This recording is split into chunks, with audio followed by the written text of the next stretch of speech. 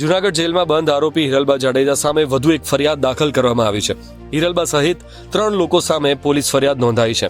આ ફરિયાદ નોંધાયા બાદ આરોપી હિરલબા જાડેજાની મુશ્કેલીમાં વધારો થયો છે.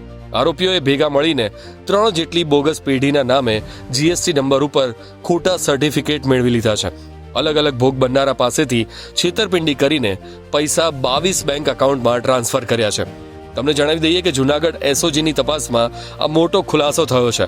આ ત્રણેય આરોપીઓએ કરંટ બેંક એકાઉન્ટ ખોલાવીને કપટપૂર્વક બેંકના કોરા ચેક મેળવી લીધા અને 22 બેંક એકાઉન્ટમાં વારંવાર 2 એકાઉન્ટમાંથી નાણાં ટ્રાન્સફર કર્યા છે.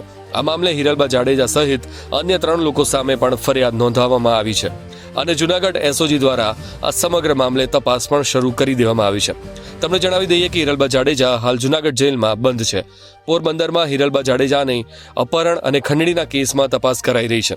ત્યારે પોલીસ તપાસ દરમિયાન અનેક પુરાવાઓ પણ સામે આવ્યા છે. ત્યારે આરોપી હિરલબા મહિલા સાથે મારામારી કરતા નજરે પડ્યા છે અને હિરલબાના બંગલામાં મારામારીના સીસીટીવી ફૂટેજ વાયરલ થયા છે.